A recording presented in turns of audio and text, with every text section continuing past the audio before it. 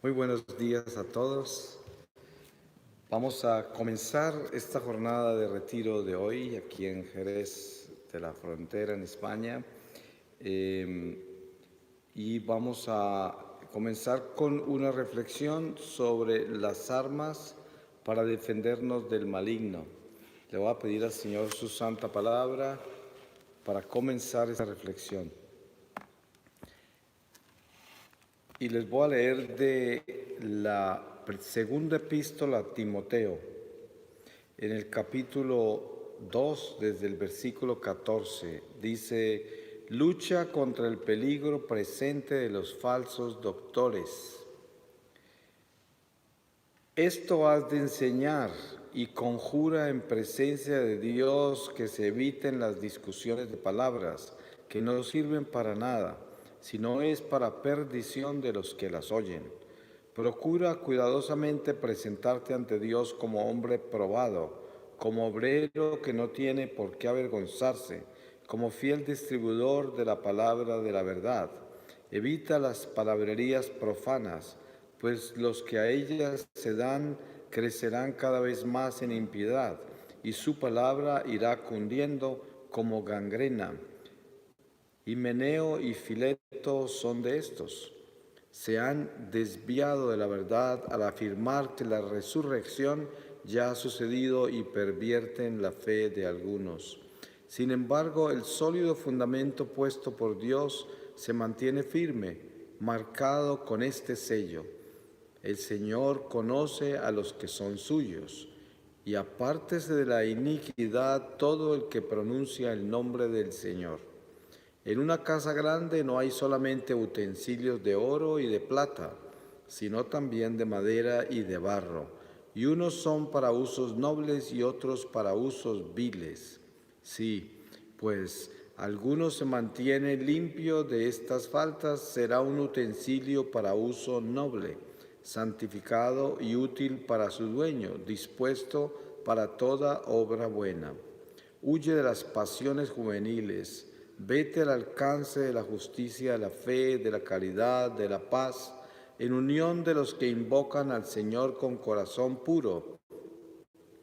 Evita las discusiones necias y estúpidas, tú sabes bien que engendran altercados, y a un siervo del Señor no le conviene altercar, sino ser amable con todos, pronto a enseñar, sufrido, y que corrija con mansedumbre a los adversarios, por si Dios les otorga la conversión, que les haga conocer plenamente la verdad y volver al buen sentido, librándose de los lazos del diablo que los tiene cautivos, rendidos a su voluntad. Palabra de Dios.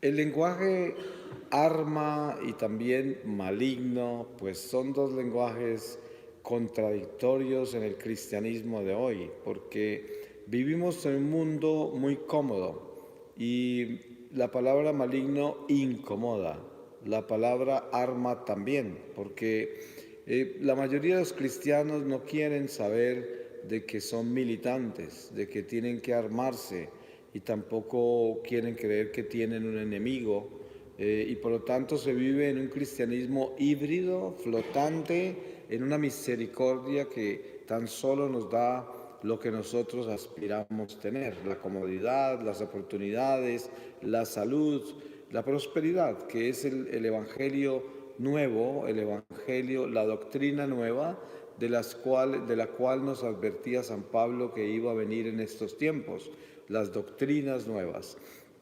Y ustedes se dan cuenta que el cristianismo más popular hoy, especialmente en todas las sectas, y que también se ha infiltrado en el catolicismo, es el cristianismo de la prosperidad, de la misericordia. Todo el mundo quiere saber eso. Dios nos ama, aleluya. Y entonces todos podemos hacer lo que queremos porque Dios nos ama. Entonces, la ley de Dios, la justicia de Dios están escondidas para ese cristianismo.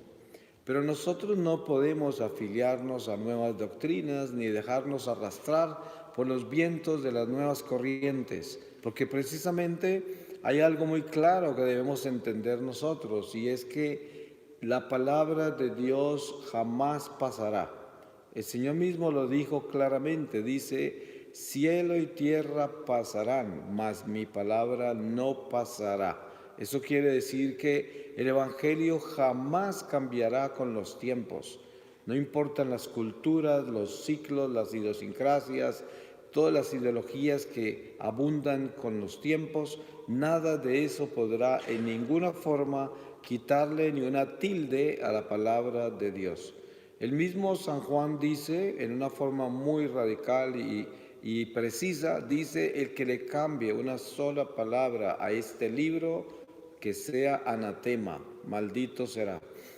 Y esa es la verdad.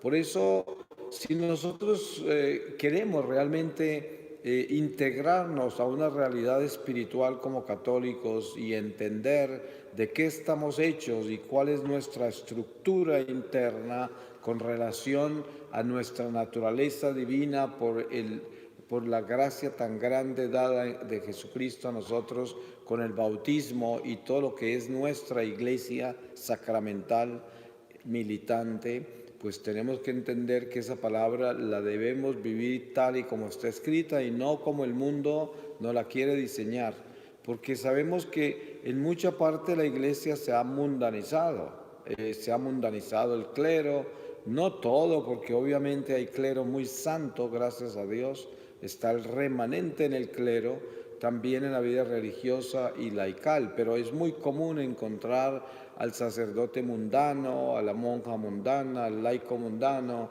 que hablan de ese evangelio nuevo, de esa doctrina nueva. Una doctrina donde no se puede hablar de Satanás, ni del pecado, ni del infierno, ni se puede hablar de las pruebas, tribulaciones que pasamos en esta vida, porque eso está prohibido. Esas cosas no se deben mencionar porque Dios es misericordia. Ahora, si nosotros entramos en esta realidad de que somos católicos integrados en la palabra que no cambia, entonces si eso es verdad, que estamos integrados en esa forma, no podemos olvidar de que nuestra vida es una batalla permanente contra el mal. Esta vida indudablemente nos enseña como hijos de Dios de que todos los días nos levantamos a enfrentarnos a las fuerzas del bien y el mal y tenemos que definirnos en cada acción, en cada sentimiento, en cada pasión, en cada pensamiento. Tenemos que definirnos de qué lado estamos y esto es permanente, es un palpitar, es como un ritmo de que llevamos en el caminar, en el existir. Y esto lo tenemos que definir constantemente. Es como cuando usted está conduciendo su automóvil, usted tiene las manos en su timón y tiene que saber que constantemente su atención está puesta en conducir correctamente. Y esto es una segunda naturaleza.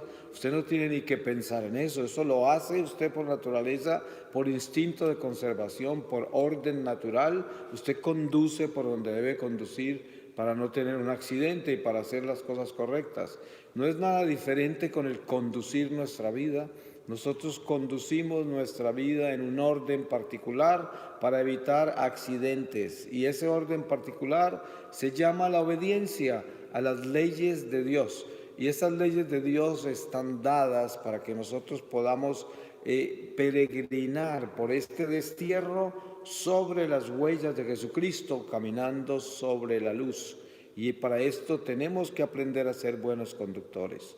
Ustedes se dan cuenta que al ser iniciados en nuestra fe con la primera comunión, con la confirmación, con los sacramentos que van entrando en nuestra vida, es como si empezáramos a pasar los exámenes para aprender a conducir. Y llega un momento en que ya estamos conduciendo nuestra vida y la estamos llevando hacia una misión, un rumbo establecido, porque es que no es que nosotros como cristianos, como hijos de Dios, como hijos de la iglesia, estemos improvisando el camino y buscando a ver cómo llegamos a donde más nos conviene. Esa no es la ruta que llevamos, porque esa es la ruta del azar. Esa es la ruta del que es del mundo, esa es la ruta del que improvisa, del que se tira los dados la vida y que vive de la suerte y no de la gracia. Nosotros como hijos de Dios vivimos de la gracia y tenemos una ruta señalada. Por eso la iglesia nos enseña y nos inicia y nos señala perfectamente toda la catequesis que nos lleva a ser buenos conductores de nuestra vida y buenos testigos del orden de Dios en la ruta señalada de Jesucristo, en el camino. Y todos estamos pendientes de este navegar entre la ruta señalada. Unos miramos a los otros y nos admiramos, imitamos y encontramos grandes conductores que nos llevan a nosotros a la luz y que nos inspiran y nos corrigen, nos enseñan. Y de eso se trata nuestro caminar como comunidad de Dios. Y por eso es importante, después de esto que he dicho, llegar a un punto esencial de este caminar, de este conducir por esa ruta señalada. Y es que en la ruta señalada, cuando se habla de conducir, se habla de tener orden y evitar accidentes. En términos espirituales, eso querría decir, al conducir nuestra vida por el sendero señalado de Jesucristo, que es el camino, no podemos olvidarnos de los obstáculos del camino, de los enemigos del camino, de la fuerza que quiere confundir nuestro rumbo, que se llama Satanás. Es algo muy claro. Si estamos hablando de que mis palabras no pasarán como un testimonio de Jesucristo y que eso es lo que nosotros creemos, entonces debemos también acordarnos de algo muy importante. El Señor dice, el príncipe de este mundo se llama Satanás y nos lo desenmascara, nos lo describe, nos lo advierte, para que nosotros en ningún momento nos vamos a engañar y a olvidar de que estos reinos del mundo no están manejados por una gloria celestial, sino que estos mismos reinos del mundo le fueron ofrecidos a Jesús en una de las tentaciones del desierto si él adoraba a Satanás. Y entonces San Juan va tan lejos que dice, el mundo entero está en manos del maligno. Todo esto está escrito y es palabra de Dios. Es nuestra verdad, la verdad sobre la cual nosotros existimos, la verdad sobre la cual navegamos, el camino que tenemos señalado. Estas son columnas del camino, porque aquel cristiano que no está atento, que no está consciente, que no acepta de que nuestra vida es una batalla espiritual y que constantemente tenemos que defendernos de las fuerzas del maligno, pues es un ignorante que está en peligro. Y encima de eso pone en peligro a los demás, porque un conductor que no es cuidadoso pone en peligro su vida y la de todos los demás. Y esto es importante tenerlo claro, porque cuando nosotros no obedecemos a Dios, no caminamos con Dios, no tenemos el rumbo correcto, concreto, no tenemos un horizonte claro de nuestro destino, somos un peligro para nuestra alma y para las almas que nos rodean. Nos convertimos en una contaminación, porque no estamos bien. Y esto es muy común hoy en nuestra iglesia y por eso vemos los fenómenos que tenemos, toda esta corrupción inmoral que hay en el clero, en la vida religiosa, en los laicos, esta mediocridad y tibieza, todo eso es falta de corregir el rumbo, eso es falta de establecer esa palabra como se debe en el corazón y caminar con ella, eso es lo que falta. Entonces, al hablar de las armas que nos protegen del maligno en la lucha contra él, la primera arma que nos protege contra él, obviamente que siempre es Jesucristo, que es la fuerza, que es la vida, que es quien ha derrotado al maligno. Pero en nuestra vida particular, en el día a día, el arma que se convierte en una espada con la que estamos cortando todo lo que es maleza a medida que caminamos por esta selva tupida de este caminar entre el destierro, es nuestra decisión de ser buenos, de obedecer a Dios, de caminar con la verdad. Esa es el arma que comienza a ser la más poderosa, porque cuando ustedes leen toda la mariología que está escrita de nuestra iglesia, que es extraordinariamente hermosa, todo descansa en el fiat de María, en el sí de María. Nuestra salvación está edificada en ese sí de María, que es el mismo Jesucristo encarnado en su vientre por obra del Espíritu Santo. Pero des en cuenta lo importante que es el fiat de María, el sí. Pues no es nada diferente al llamado que tenemos cada uno de nosotros de vivir nuestro sí con Dios, con el Espíritu Santo. Yo tengo que decir sí, porque el Señor no me forza a mí a decir que sí, porque Él invita. La prueba está que cuando usted lee pasajes del Evangelio, en muchas ocasiones, casi en todas, el Señor nunca sana o libera a nadie simplemente porque lo quiso hacer. Él siempre pregunta al enfermo, al paralítico, al poseso, ¿qué quieres? Y siempre espera la respuesta para hacer lo que tiene que hacer. Porque Él es un Dios bueno, un Dios generoso, amable, caritativo, y todo lo hace con permiso nuestro. Es algo increíble que Dios, que nos ha creado a nosotros, llegue a ser tan perfectamente bueno. Él sabe que queremos, Él conoce todo, Él lo sabe todo. Como Pedro le decía las 3 veces que el Señor le preguntó si lo quería, si lo amaba, y él, al final le dice Pedro todo confundido, Señor, pero tú sabes todo, tú sabes que te amo. Y entonces le dice, pues cuida de mis ovejas. Y en eso, pues sabemos que en esas 3 preguntas el Señor lo estaba sanando de las 3 veces que lo negó. Pero el Señor, dentro de esa amabilidad perfecta y firme, nos enseña a nosotros lo importante que es nuestro sí. Yo tengo que estar consciente de que existe el demonio. Si no estoy consciente de eso, estoy en problemas. Porque entonces ustedes saben que la astucia más grande de Satanás es hacerse invisiblemente, no porque no sea invisible, porque en realidad, como es un espíritu, es un cuerpo intelectual que no tiene cuerpo material, pues obviamente es invisible. Pero es como decir que el viento es invisible. Pues sí, pero podemos ver sus movimientos. Y es lo que sucede con el mal. Puede que sea invisible, pero que lo vemos moverse y vemos cómo instrumenta sus movimientos a través de criaturas humanas.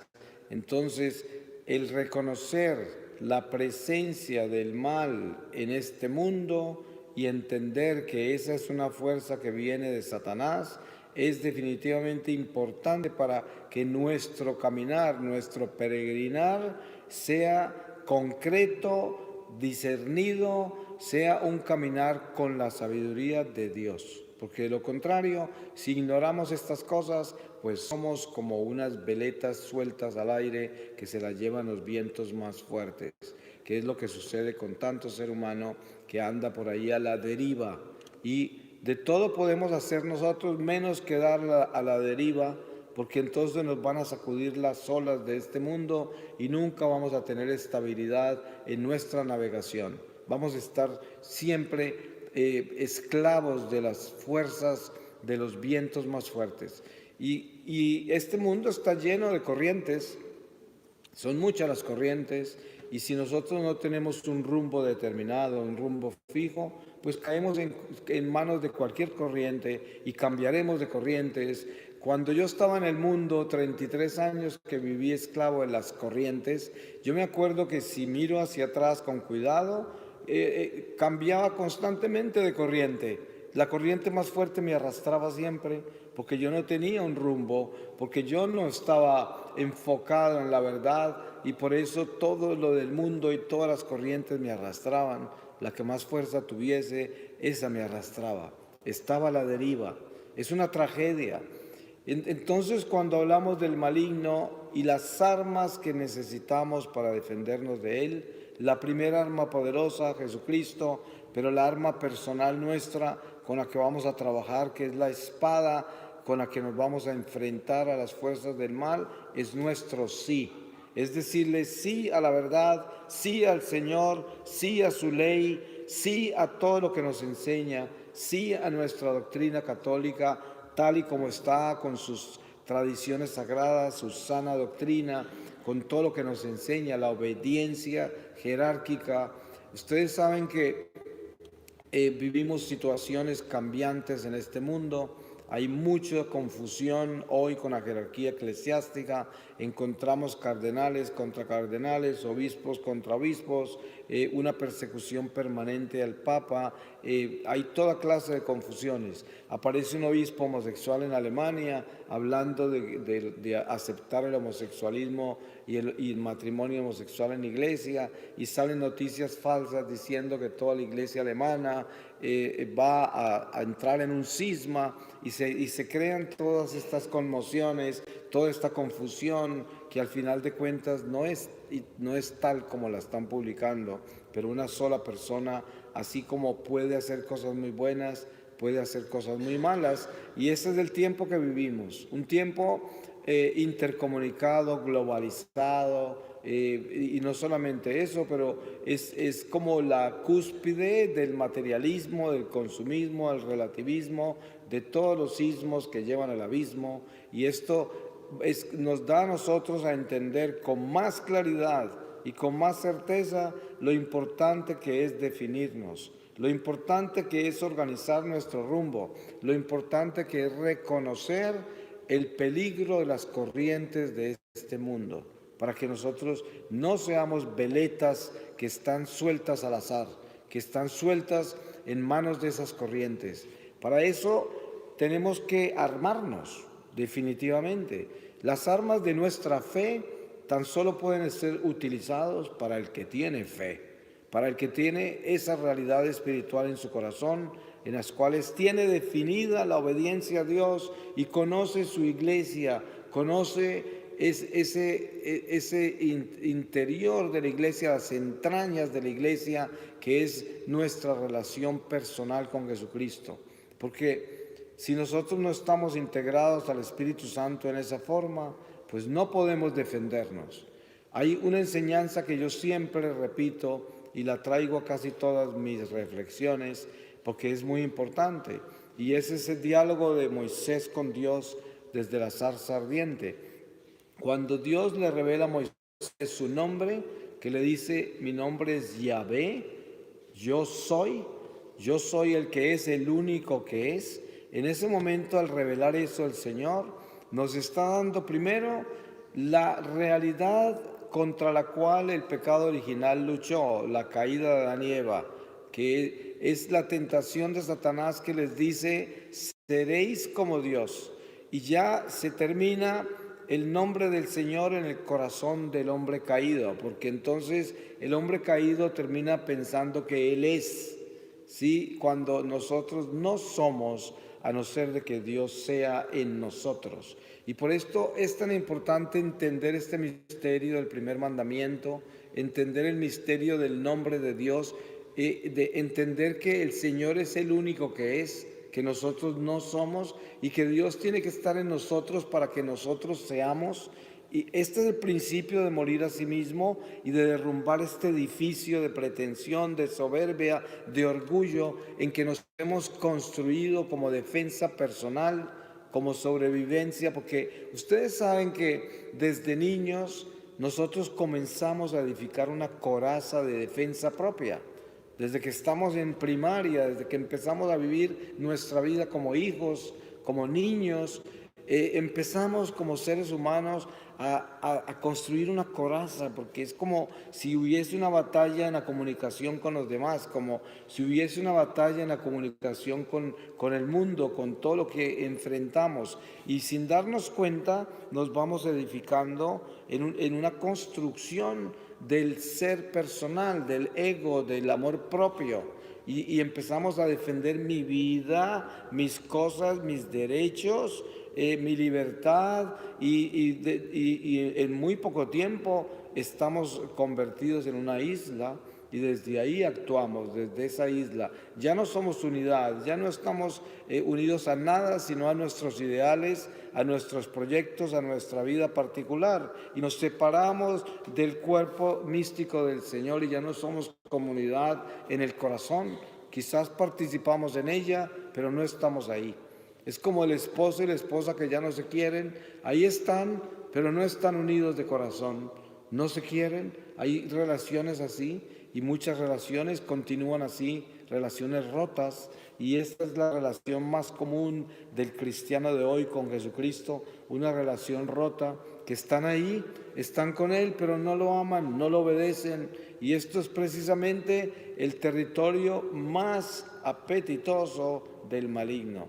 Porque el maligno es el espíritu de división y a él le encanta tenernos divididos. A él le encanta que estemos unidos, pero sin amarnos. Entonces él promueve la unidad sin amor, porque es tan astuto que él sabe que el Señor habla de que seamos uno, todos nosotros seamos uno, así como Él es uno con el Padre. Y el demonio sabe que esa es una palabra de Dios, pero ¿qué hace con la palabra de Dios? Él no necesariamente quita la palabra de Dios, sino que la desocupa de Dios y deja una palabra hueca para que nosotros creamos que estamos en ella cuando realmente no estamos, porque le hemos sacado el amor. Y eso es lo que sucede cuando una pareja vive junta y no se ama, están juntos pero ya no hay amor, entonces no están unidos, es falso lo que tienen. Y eso muchas veces es lo que sucede en la iglesia, que estamos en la iglesia, venimos a la iglesia, pero nuestro corazón está en el mundo. Por lo tanto, estamos en presencia de Dios, pero no unidos a Dios y no amando a Dios. Ahí ya está el maligno, por ahí se entró el maligno. Entonces, ¿cuáles son las armas más precisas para defendernos de ese trabajo tan astuto del maligno, que se roba el amor, que se roba a Dios de nuestra vida? Pues la primera, obviamente, es una vida sacramental. Nosotros debemos confesarnos con frecuencia, debemos comulgar con frecuencia, porque la comunión es la fuerza que nos edifica a nosotros para tener la valentía, el entusiasmo, la convicción de derrotar la tentación. Porque es que cuando nosotros estamos desnutridos del amor de Dios, nosotros no tenemos fuerza para combatir las tentaciones y voluntariamente caemos en el pecado, sin hacer ningún esfuerzo, voluntariamente. Es una tragedia.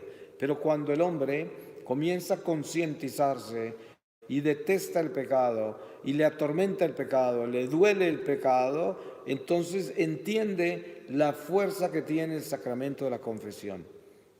Saben ustedes que hoy no es una sorpresa encontrar sacerdotes que no creen en la confesión, que le dicen a uno que no es necesario confesarse y sobre todo no confesarse tan frecuentemente. Hasta se ofenden cuando uno les dice: Padre, me confesé hace 2 semanas, les parece un escándalo. Pero uno no puede preocuparse por eso. Yo me voy a confesar y a veces me dicen: pero ¿para qué te confiesas tanto? Y yo digo: Padre, hágame un favor, usted me puede dar la absolución, ya le conté todos mis pecados, pero yo no me pongo a escuchar sus argumentos de que no me debo confesar tanto, porque entonces me dejo arrastrar por otras corrientes y por un evangelio diferente al que yo conozco.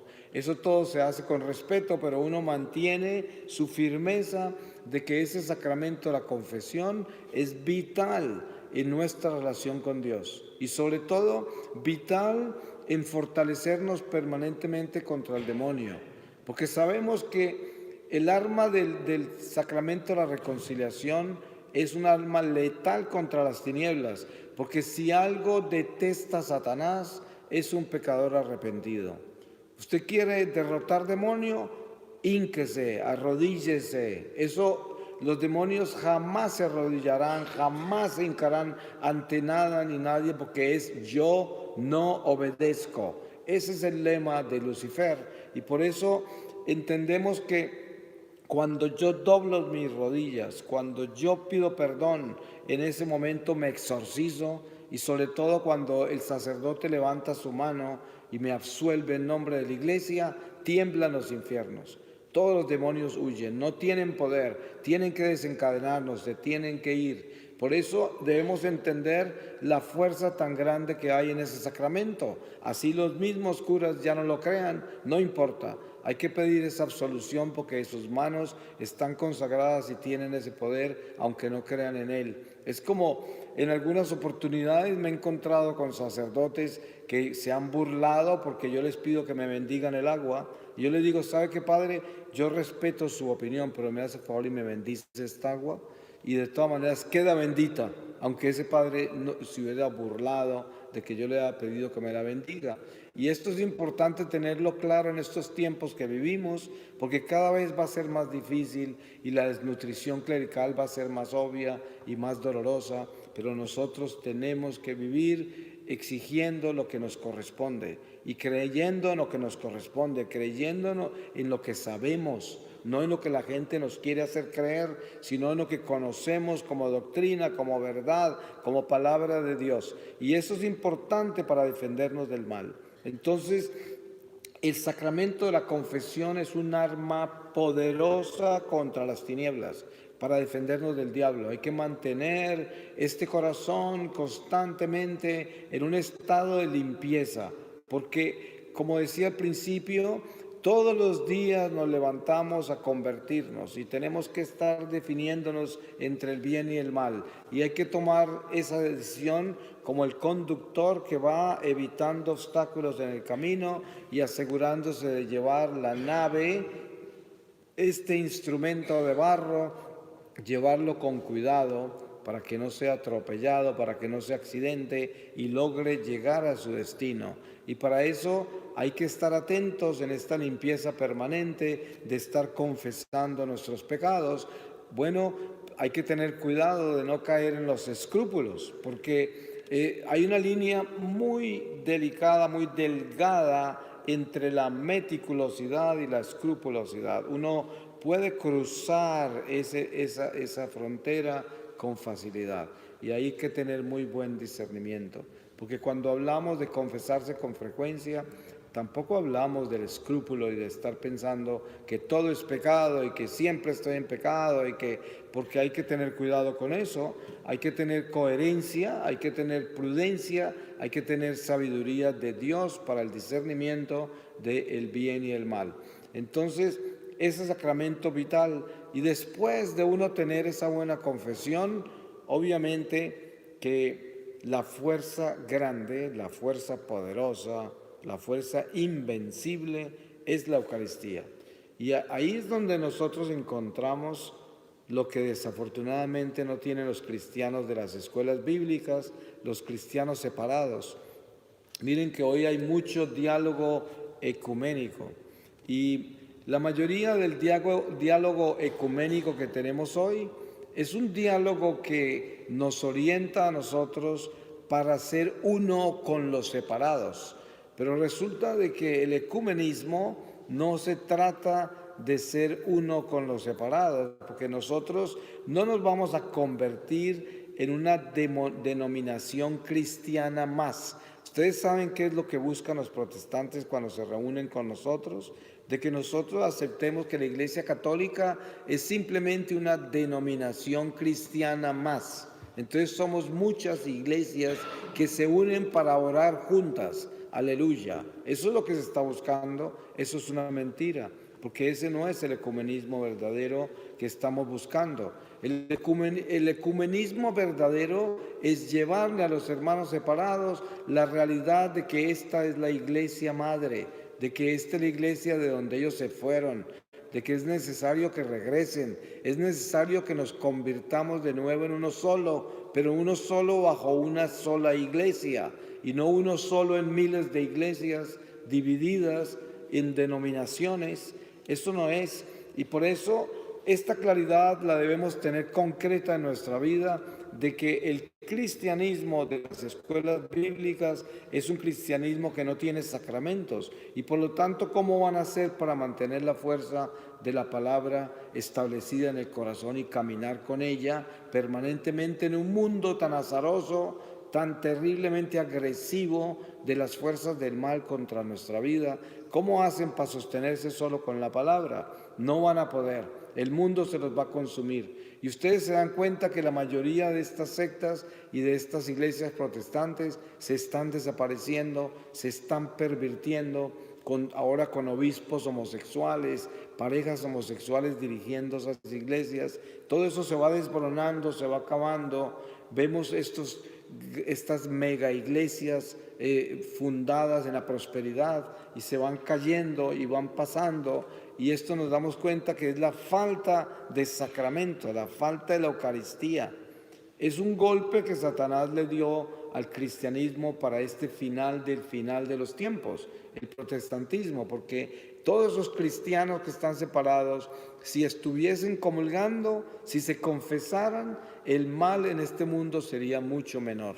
Pero el diablo nos hirió, estamos sangrando. Esos cristianos que están separados nos deben doler a nosotros, porque son hermanos en la fe, pero están disminuidos como cristianos porque no tienen sacramentos, y esos sacramentos los necesitamos como cristianos para enfrentarnos al demonio, porque sin esa fuerza eucarística, sin la fuerza de la reconciliación a través del sacerdote, nosotros no mantenemos la consistencia de batalla que necesitamos en estos tiempos tan terribles que tenemos. Desen cuenta que en el sacramento de la confesión hay algo poderosísimo, y es que parte de la demonología que nuestra iglesia enseña es el arrepentimiento. Sin arrepentimiento no hay salvación, sin perdón no hay salvación. Por lo tanto, el sacramento de la confesión se convierte en un instrumento de salvación vital e importante. ¿Ustedes creen que es un accidente que Jesús con tanto afán apenas resucita y se le aparece a los apóstoles que están encerrados allí en ese cuarto y les instituye el sacramento de la confesión, de las primeras cosas que hace? Les sopla el Espíritu Santo porque todavía no han recibido Pentecostés, y lo hace para que lo entiendan lo que les va a decir. Así de importante era. Y les dice: les doy el poder para perdonar pecados o para retenerlos. Y ahí establece ese sacramento entre sus apóstoles.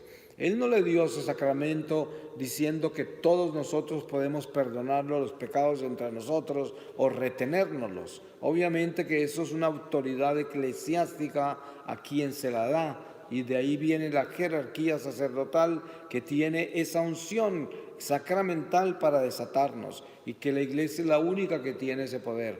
Por eso no hay sacramentos en las iglesias separadas. Ustedes no ven sacramentos en las iglesias protestantes, en las sectas. ¿Por qué razón no tienen? Porque no tienen autoridad para tenerlos, porque ellos no los pueden administrar. Y por esa razón ellos piensan que es que no creen en ellos, pero lo que no saben es que ellos no los pueden utilizar porque no tienen autoridad espiritual para hacerlo, y sin darse cuenta no los tienen porque no los pueden tener, pero jamás lo aceptarían. Pero yo sí sé que esa es la razón. Esa es la razón mística por la cual los hermanos separados no tienen sacramentos, es porque no los pueden tener. Los hermanos separados son los discípulos de Emaús que no entraron a la cena con el Señor y no vieron cuando partió el pan, no lo vieron. Entonces van encendidos en el fuego de la palabra, hasta ahí llegan, pero no entran a partir el pan con el Señor. Y por eso no lo ven tal y como lo vemos nosotros en la Eucaristía, no lo ven sacramentalmente. Y esto es una fuerza que falta en ese cristianismo. Ya quisiéramos nosotros que todos ellos comulgaran, que todos ellos se confesaran. Este mundo sería diferente, porque son muchos millones los que están afuera de la iglesia y son cristianos. Si ellos estuvieran comulgando y confesándose, el demonio estuviese mucho menos fuerte que lo que está hoy, porque habría más luz en el mundo, habría más fuerza. La palabra no es suficiente. Entonces, entendamos que con esto no estoy diciendo que la palabra no tiene fuerza, porque en la palabra todo fue creado. Y primero, antes de todo, era el verbo, y por eso no quiero que me interpreten mal con eso, pero lo que quiero dar a entender es de que la misma palabra el Verbo divino fue el que nos reveló los sacramentos. Eso no nos los inventamos nosotros. Y nos los dejó como armas contra el maligno. Eso es, ustedes se dan cuenta que la estructura de nuestra fe, en nuestra doctrina, está edificada en una batalla espiritual. Toda nuestra iglesia está edificada para defender las almas del maligno en la travesía por el destierro. Usted lee el capítulo 12 del Apocalipsis, la mujer vestida de sol, y se da cuenta de lo que es la iglesia, que se va al desierto y está allí defendiéndose de ese monstruo que se quiere devorar su hijo.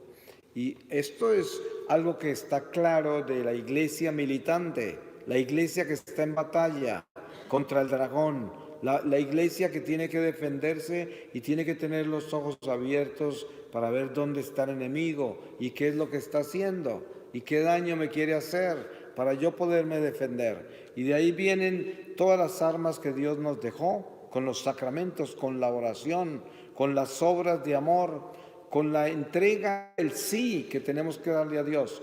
Porque hay una realidad extraordinariamente peligrosa en el mundo que vivimos hoy y se llama el relativismo.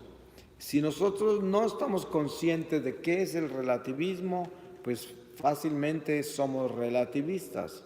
Y eso quiere decir que no entendemos lo importante que es darle el sí al Señor radicalmente y no tener un corazón dividido, no tener una doble vida. Eso es lo que Satanás hace con el cristiano de hoy, lo divide en dos, lo deja en el mundo y en la iglesia. Entonces, cuando está en la iglesia es de Dios, cuando está en el mundo es del mundo. Ustedes se han dado cuenta que hoy es muy común encontrar católicos que son marxistas, que son socialistas, católicos. Digo, así me ha pasado en mi tierra, en Colombia. Encuentro católicos que están apoyando gente de izquierda, gente comunista, marxista, socialista, y son gente pro aborto, pro homosexualismo, pro ideología de género, pro eutanasia, y se consideran católicos. Y entonces dicen que es que hay que separar las dos cosas. Una cosa es la política y otra cosa es la fe. Y esto, el diablo feliz, porque ya los dividió y son uno con el mundo y pretenden ser uno con Dios. Pero la misma palabra dice, no puedes complacer dos dioses. Dios es un Dios celoso. Si no estás con Dios en todo, no estás con Dios. Dios nos dio todo y quiere todo, no recibe pedazos. El Señor nos entrega por pedazos y tampoco nos recibe por pedazos. Por eso hay que tener esa claridad de la unidad, esa claridad de la entrega y el abandono total en Dios. No podemos aceptar la mediocridad ni la tibieza, no la podemos aceptar.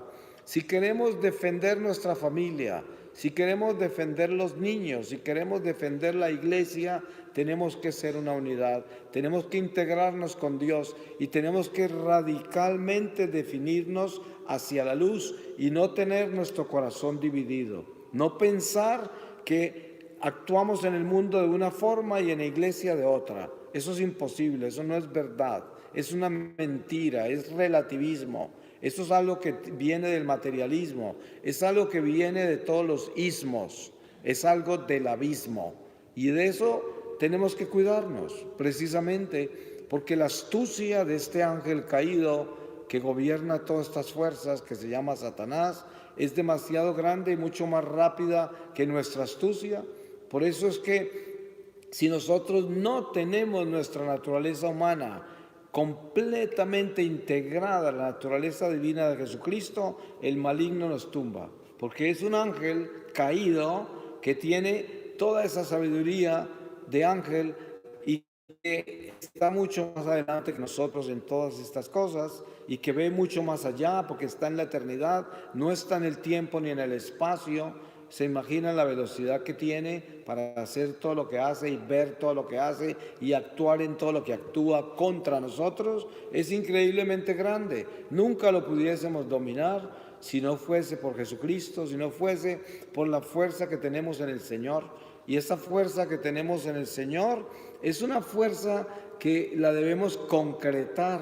Porque ¿qué se gana uno con tener muchas armas guardadas y sentirse muy poderoso cuando no las sabe disparar? De nada le sirven. Lo que vienen es los ladrones y se las roban porque saben que uno no las sabe usar.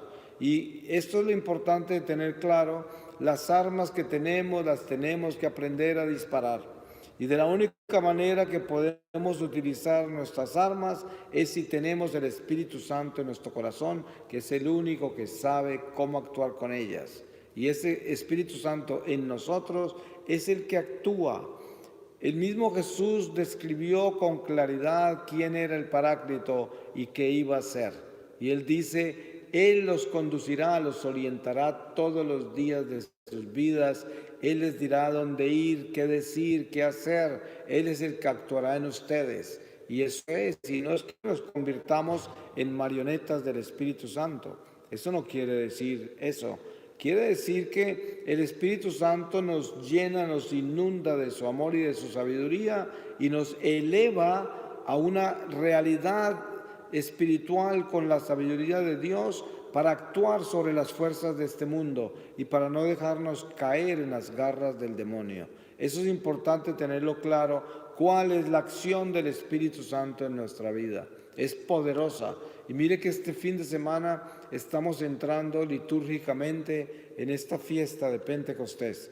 Que valga la pena adentrarnos en esta realidad de Pentecostés para descubrir la acción del Espíritu Santo en nuestra vida.